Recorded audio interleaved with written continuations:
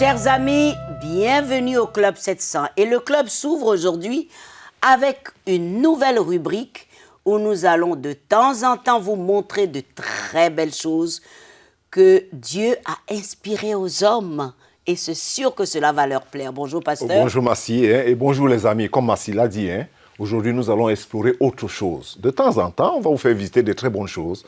Et là, ce que Dieu a fait dans la vie des hommes et comment il les a inspirés. Nous allons aller avec Michael, qui a visité de très beaux sites pour vous et pour nous, comme la ville de Caen, en Belgique, avec son histoire et ses vestiges, et surtout les similitudes qui font méditer le sacrifice de Jésus-Christ. Je ne vous en dis pas plus. Découvrez vous-même.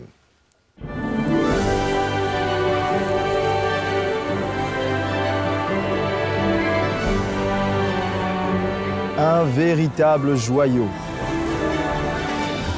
Un chef-d'œuvre architectural, une ville qui déborde d'énergie et de vitalité, où le présent et le passé se rencontrent.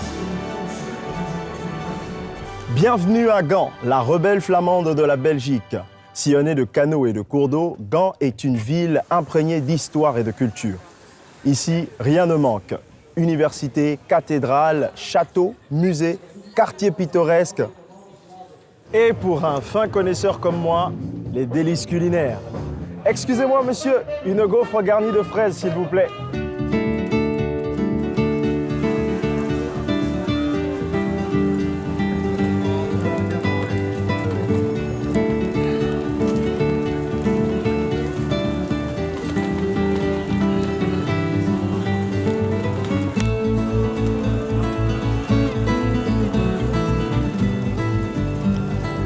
Ah, maintenant que je suis rassasié, nous allons pouvoir partager ensemble une merveilleuse aventure dans cette charmante ville au glorieux passé. Suivez-moi.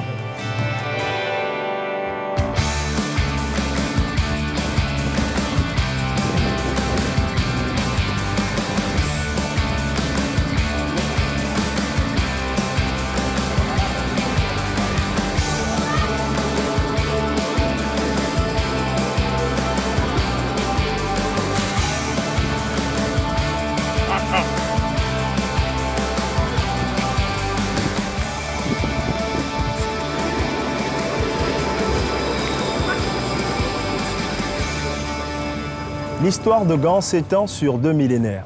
Au 1er siècle, il y avait déjà ici plusieurs hameaux au confluent de la Lys et de l'Escaut. Cependant, c'est en 650 après Jésus-Christ que la ville de Gand vit le jour autour de 3 quartiers. Les 2 abbayes de Saint-Pierre et Saint-Bavon et le marché. Au 9e siècle, Gand fut occupée et détruite à 2 reprises par les Vikings. Vers 940, le roi Baudouin y édifia le fameux château des comtes de Flandre. Le quartier autour de celui-ci devint le centre-ville qui grandit ensuite jusqu'à devenir 2 siècles plus tard la 2e ville d'Europe après Paris. Le nombre de ses habitants, 65 000. La ville continua à prospérer grâce au développement d'une industrie drapière durant le Moyen-Âge, donnant naissance à la plus vieille zone industrielle d'Europe.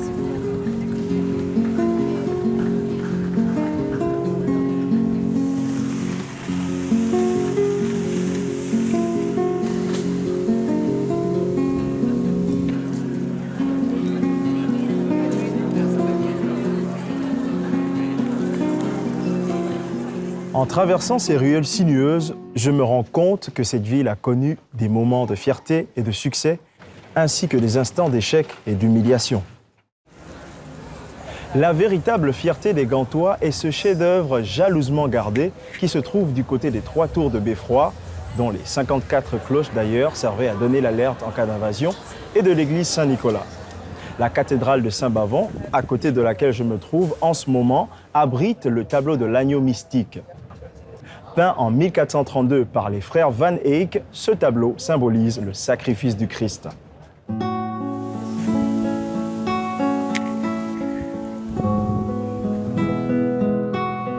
Quant à l'humiliation, la statue du porteur de cordes, qui se trouve d'ailleurs juste derrière moi, est un constant rappel du déshonneur que fit subir l'empereur d'Espagne aux Gantois il y a 5 siècles. En effet, en 1540, Charles Quint punit tous les habitants qui s'étaient rebellés contre lui en refusant de payer leurs impôts. Il força alors la noblesse à marcher dans leurs sous-vêtements, pieds nus, à travers la ville, la corde au cou.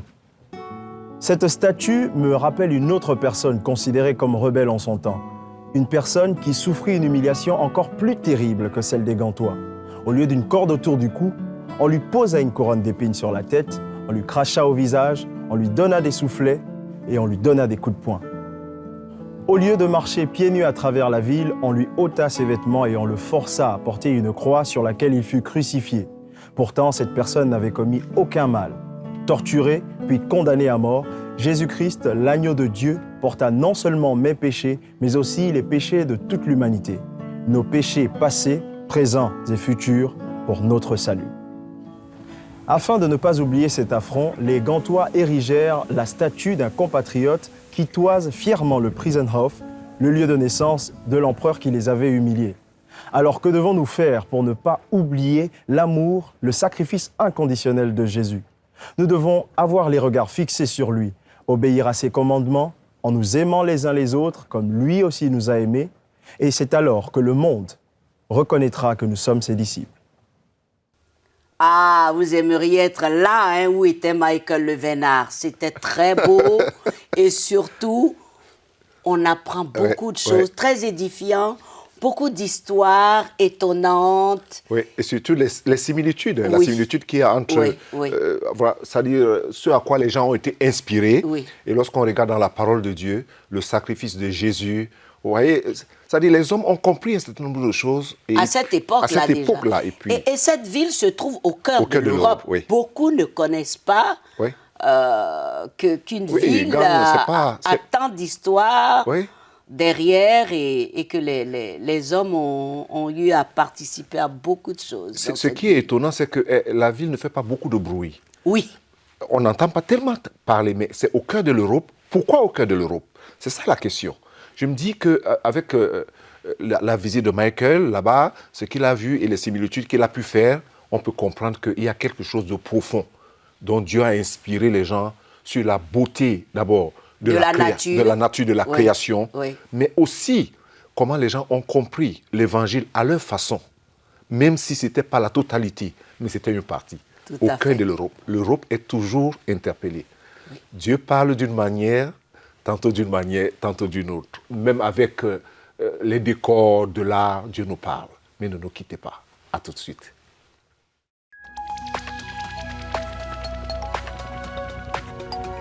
Si vous avez des questions spirituelles, des besoins de prière ou même si vous avez besoin de conseils, n'hésitez pas à nous contacter aujourd'hui à cette adresse ou au numéro suivant. Nos conseillers sont là pour vous aider. N'oubliez pas, nous sommes là pour vous.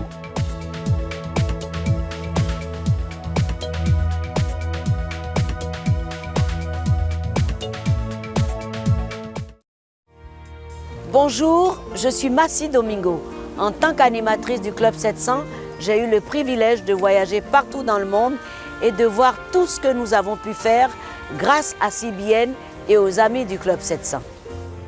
Partout dans le monde, nous partageons l'amour de Jésus-Christ avec ceux qui ont perdu tout espoir. En Haïti, sur le plan humanitaire, CBN a distribué des médicaments et de l'eau potable. Aussi en Chine, nous avons aidé cette veuve et ses 2 filles à éviter la famine avec des semences à cultiver et nous avons restauré leur maison, ce qui les a remplis de joie et d'espoir. Ainsi, nous pouvons démontrer l'amour de Jésus-Christ en soignant les malades, aider les pauvres et prêcher la bonne nouvelle de l'Évangile. Voilà ce que nous avons pu faire vraiment grâce à tous les amis du Club 700 à travers le monde.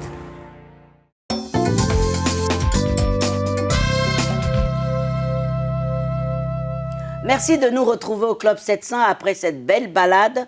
Retrouvons Albétis qui avait tout pour perdre goût à la vie. 3 bonnes raisons et se détruit surtout à l'héroïne pendant de très longues années. Pourquoi? Comment? Regardons.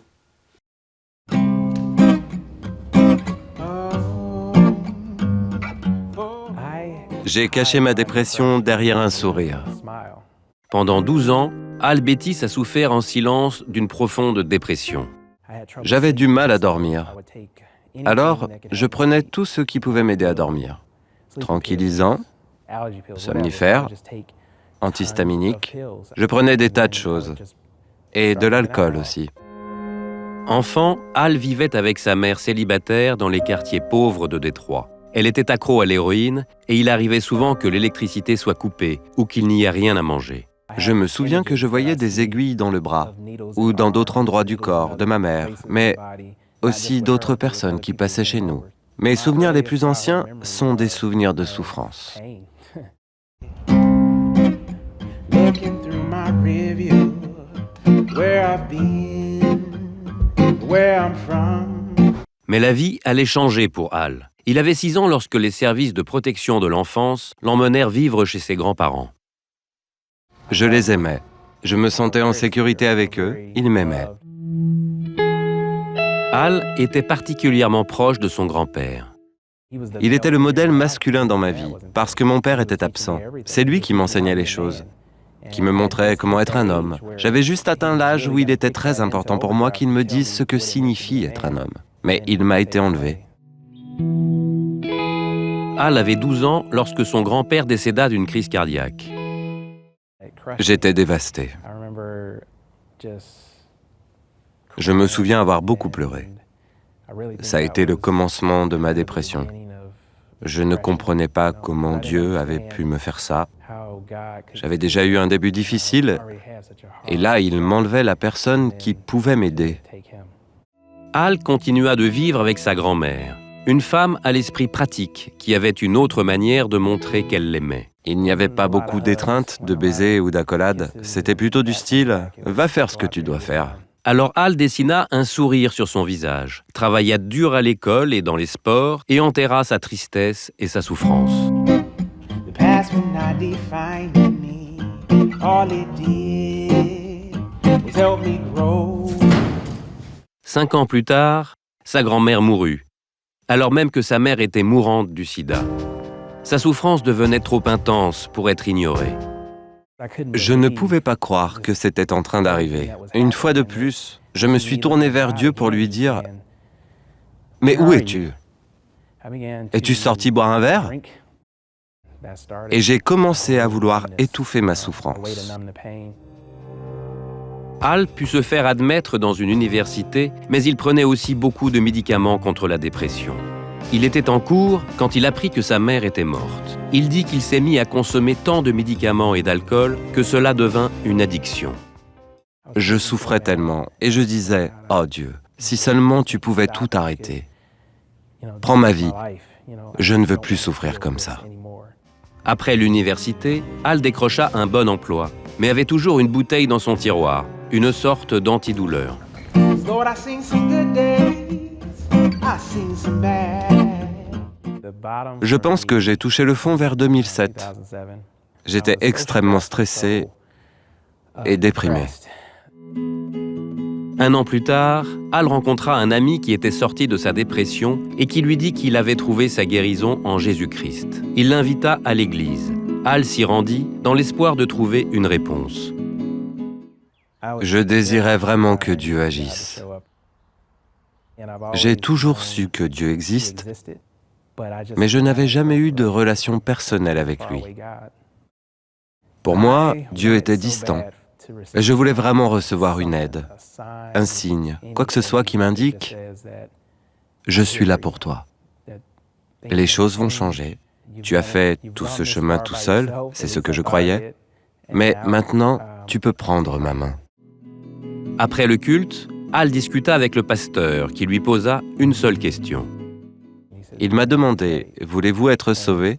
Dès que j'ai entendu ces paroles, je me suis effondré en larmes, sachant que c'était là le secours que j'avais tant attendu. J'ai accepté le Seigneur Jésus-Christ dans mon cœur et j'ai été baptisé au nom de Jésus. Al comprit immédiatement ce qui lui avait manqué. Je pense que ça peut se résumer à l'amour et l'acceptation. Je pense que c'est ce que j'avais cherché toute ma vie. J'ai pu comprendre que Christ m'aime et à présent, je le crois sans aucun doute. Al dit que son besoin d'alcool ou de médicaments disparut instantanément.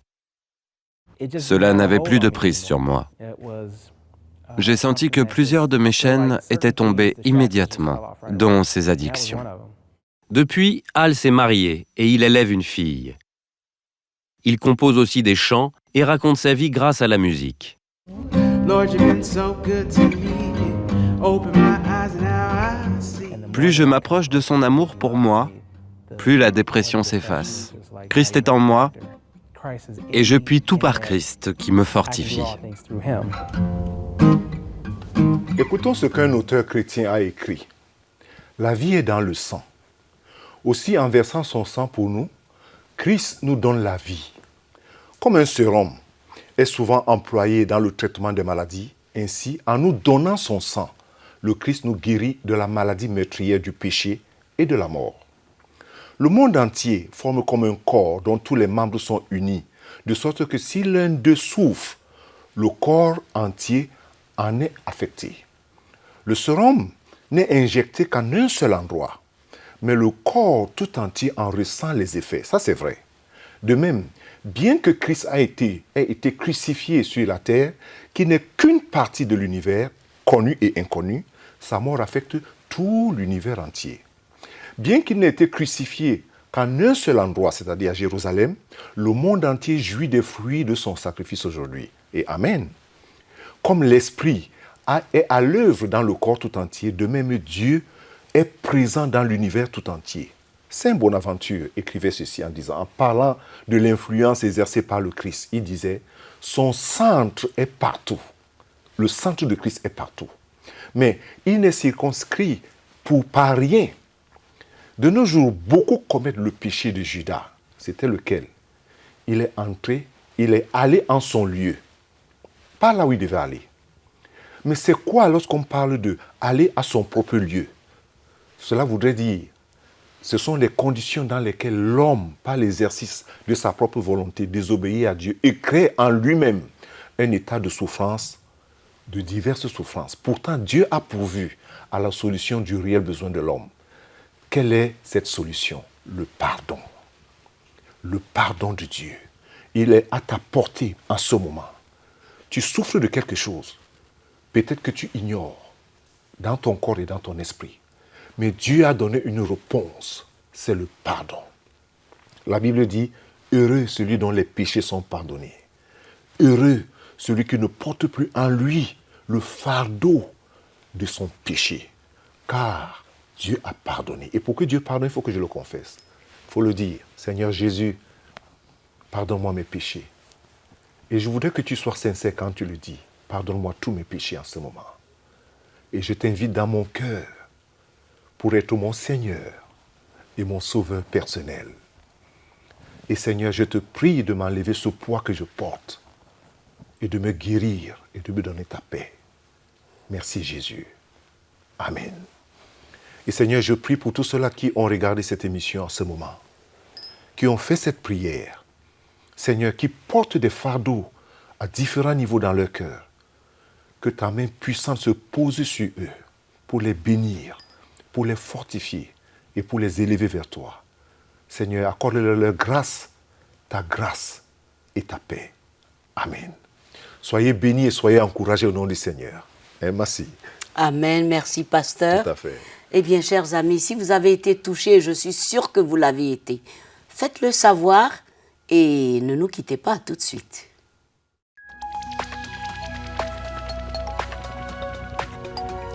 Si vous avez des questions spirituelles, des besoins de prière ou même si vous avez besoin de conseils, n'hésitez pas à nous contacter aujourd'hui à cette adresse ou au numéro suivant. Nos conseillers sont là pour vous aider. N'oubliez pas, nous sommes là pour vous.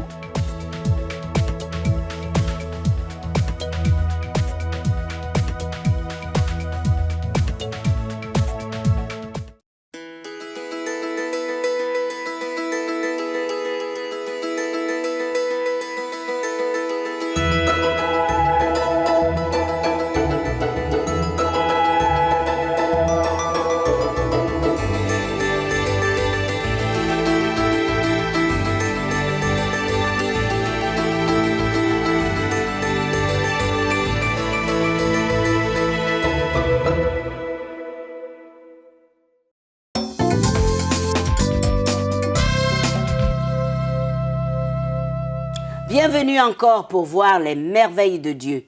À Pékin, en Chine, où les enfants sont abandonnés à cause d'étranges malformations des os. Assez dur à regarder, mais essayez. Laura a grandi dans un orphelinat. Toute petite, elle se posait déjà des tas de questions sur ses parents. « Je me demande pourquoi ils m'ont rejetée », se disait-elle. Cela faisait 14 ans qu'elle ne les avait plus vus. Elle avait 2 ans la dernière fois. Laura a été abandonnée parce qu'elle est née avec un désordre génétique rare, appelé ostéogenèse imparfaite ou la maladie des os de verre. Charlotte est née avec ce même désordre. Les employés de l'orphelinat avaient peur de s'en occuper au risque de lui briser les os. Elle passa ainsi les 4 premières années de sa vie dans un berceau. Quand elle fut secourue et emmenée dans le foyer Agape Family l'année passée, elle ne savait qu'émettre des bruits de bébé. Elle avait 5 ans. Agape est devenu un refuge pour les enfants souffrant de cette maladie rare et mal comprise. Le complexe est situé dans un quartier résidentiel en banlieue de Pékin et est sponsorisé par Orphans Promise.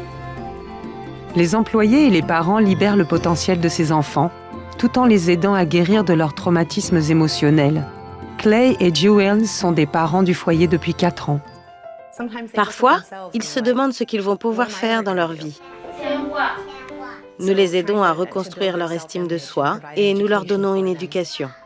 Une des meilleures choses que fait le foyer Agape est de trouver une solution à cette maladie handicapante. Il y a près de 10 ans, le directeur Keith Wise a commencé à faire venir des médecins américains pour former les médecins chinois à pratiquer les interventions chirurgicales nécessaires. Ils apprirent à utiliser des tuteurs pour stabiliser et fortifier les os des bras et des jambes des enfants. Ce programme est une grande réussite et devient de plus en plus connu dans toute la région. En raison de la croissance rapide des enfants, les opérations doivent se suivre régulièrement. Agape s'implique à long terme au travers de ce cycle sans fin d'opérations et de thérapies. Certains des jeunes patients se font adopter, mais beaucoup grandissent sans jamais trouver de foyer. Ils ont été abandonnés à leur naissance et ils se retrouvent à 14 ans et se sentent à nouveau abandonnés, puisqu'aucune famille n'est venue pour les adopter. Ils ont 2 fois des blessures. Que faire avec ces enfants? Les abandonner? Non, ce n'est pas cela que nous voulons faire. Nous voulons trouver la chose qu'ils ont reçue de Dieu, leur don. Comment pouvons-nous utiliser les talents musicaux d'Étienne? Comment pouvons-nous les utiliser dans le futur? Laura aime la coiffure. Comment pouvons-nous l'encourager dans ce domaine? Comment pouvons-nous l'aider à devenir coiffeuse ou aider Candy à devenir bibliothécaire? Elle voudrait avoir une bibliothèque pour avoir un accès gratuit aux livres. Nous essayons de trouver leur niche et de les aider à s'y projeter. L'atmosphère d'amour et de confiance qui règne contraste avec celle existant en général dans la plupart des orphelinats, où les enfants présentant des défauts sont souvent mal compris et oubliés. Charlotte s'est épanouie dans cet environnement. On voit bien qu'elle est heureuse. Et elle a fait des progrès énormes dans ses interactions sociales et son apprentissage de la parole. Laura s'épanouit aussi. Après avoir reçu des verres correcteurs, ses résultats scolaires sont montés en flèche, de même que sa confiance en soi.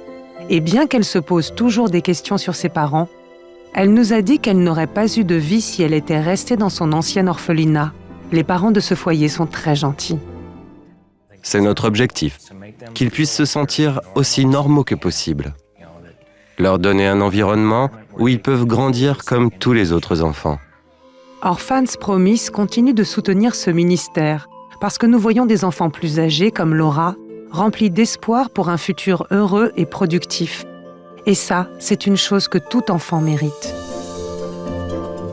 Je vous l'avais dit, c'était pas facile à regarder, mais ce qui est merveilleux, c'est que le nom de ce centre, Agape Family House. Oui, c'est l'expression. Ça dit bien son nom. Oui, oui, c'est l'expression de tout ce par quoi la famille est passée, Oui. la souffrance et puis la réponse qui est venue après. Non, et puis tous ces enfants avec des malformations, c'est dur à regarder ça. Oui, c'est dur à regarder, à supporter. Et on les abandonne parce qu'ils ont ces malformations.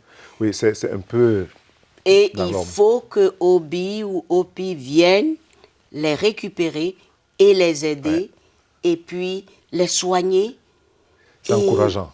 C'est très encourageant finalement lorsqu'on voit la main tendue Oui. vers ces petits-enfants. Oui. Comme la Bible dit, de prendre soin des orphelins et des gens qui sont des nécessiteux. Et cela est fait et ils retrouvent le sourire. Et le nom de la maison exprime L'amour. l'amour. L'amour La famille inconditionnel de Dieu. Comme on dit, on fait toujours cet appel. Participez avec nous, venez avec nous dans cette œuvre de faire du bien, de soutien. Oui, Tout à fait. il nous faut. Voilà. Il nous faut faire du bien. OK. Tu es prêt pour les réponses? Ah, je crois, oui. Tu es... Il est prêt, il est prêt. Alors, pasteur, s'il te plaît, en tant que nouveau chrétien, comment grandir dans la foi?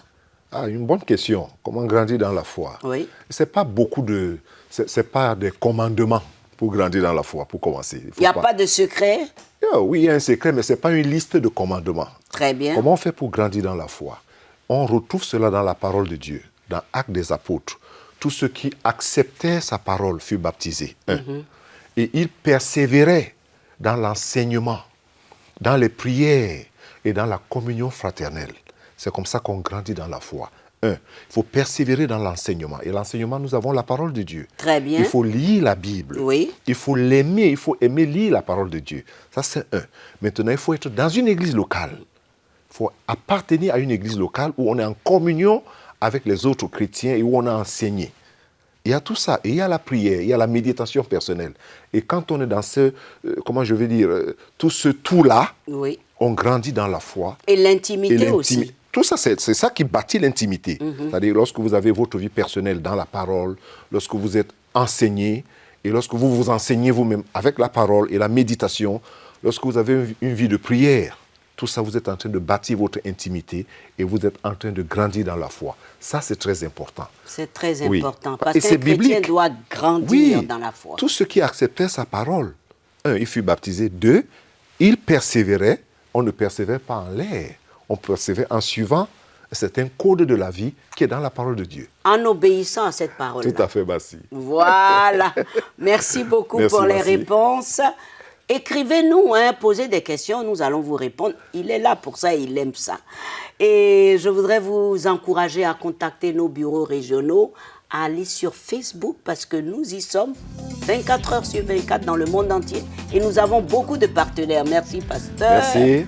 Chers amis, à très bientôt. Jésus est bon.